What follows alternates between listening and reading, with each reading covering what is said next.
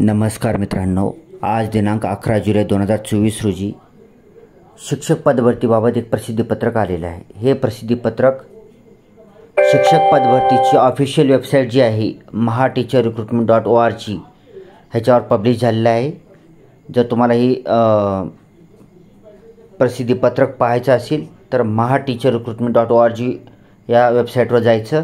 तिथे गेल्यानंतर तुम्हाला दोन टॅब दिसतात। उजवीकडला टॅब पवित्र टीचर रिक्रूटमेंट 2022 वर क्लिक करायचं। तिथे क्लिक केल्यानंतर तुम्हाला विविध ऑप्शन दिसतात, लॉग इन वगैरे दिसतं। त्याच्या खाली न्यूज बुलेटिन दिसतं, त्या न्यूज बुलेटिनवर क्लिक करायचं। तिथे क्लिक केल्यानंतर पहिली बातमी हीच आहे।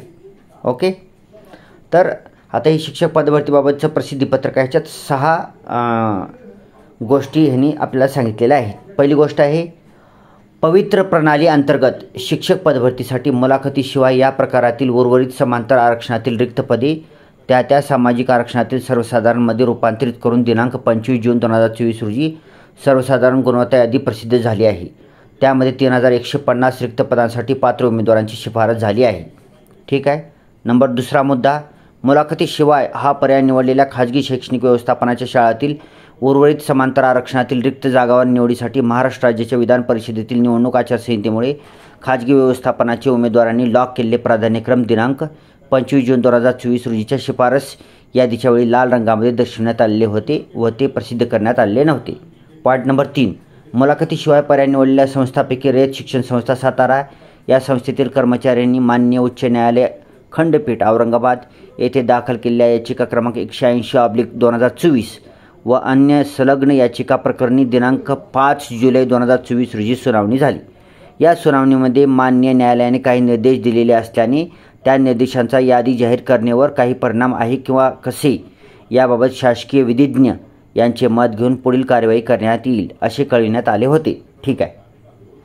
समांतर आरक्षणातील रिक्त पदांकरिता सर्वसाधारण गुणवत्ता यादी प्रसिद्ध करण्याबाबत सदरची पदे मूळ जाहिरातीतीलच असल्याने दिनांक 25 फेब्रुवारी 2024 रोजी केलेल्या कार्यवाहीप्रमाणे या समांतर आरक्षणातील रिक्त पदांच्या शिफारशीबाबत कारवाई करता येईल। तथापि रयत शिक्षण संस्थेस नियुक्ती न देण्याबाबत मान्य उच्च न्यायालयाची अंतरिम स्थगिती पुढे चालू असल्याने नियुक्ती देण्याची कारवाई करता येणार नाही असे मत शासकीय विधिज्ञ यांनी व्यक्त केले आहे।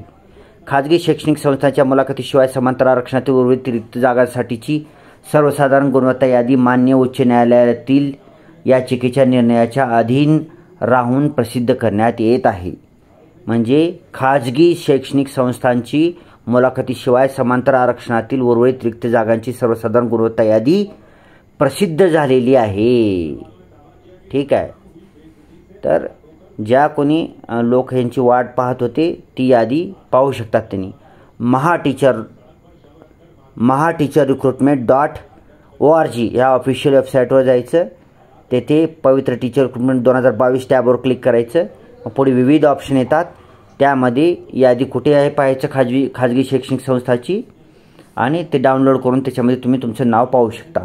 किंवा सगळ्यात सोपा उपाय सांगतो, आता म्हणल्यासारखं mahateacherrecruitment.org ऑफिशियल वेबसाईटवर जायचं। दोन टॅब दिसतात, उजवीकडे टॅब आहे पवित्र टीचर रिक्रूटमेंट 2022, त्याच्यावर क्लिक करायचं। क्लिक केल्यानंतर तुम्हाला लॉग इन आय डी आणि पासवर्ड दिसेल, युजर आय डी आणि पासवर्ड म्हणजे लॉग इन दिसेल तुम्हाला।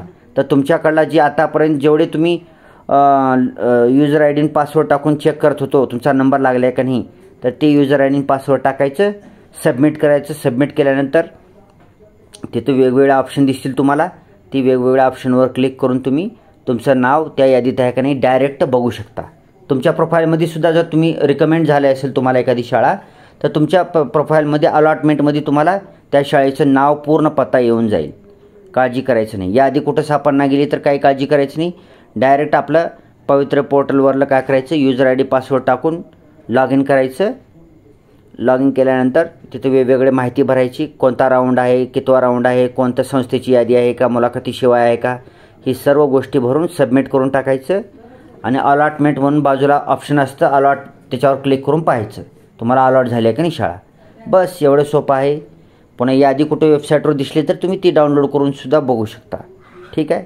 यादी लागलेली आहे ती आता मान्य उच्च न्यायालयाच्या ह्याच्यात आज्ञेत राहून त्यांनी लावलेली आहे यादी। ठीक आहे। ज्यांचं कोणाला मेरिट असेल जवळ त्यांनी चेक करू शकता। न्यूज बुलेटिनद्वारे वेळोवेळी अद्ययावत माहिती प्रसारित करण्यात येईल याची अभियोग्यताधारकांनी नोंद घ्यावी. ठीक आहे. आणि काही नवीन नोटिफिकेशन आले की आपल्या चॅनलवर तर व्हिडिओ येतोच. ठीक आहे. व्हिडिओ चांगला वाटला तर व्हिडिओला लाईक करा, चॅनलला सबस्क्राईब करा आणि गरजू मित्रमैत्रीण नातेवाईकांना व्हिडिओ शेअर करा. Thanks for watching. Vande Mataram.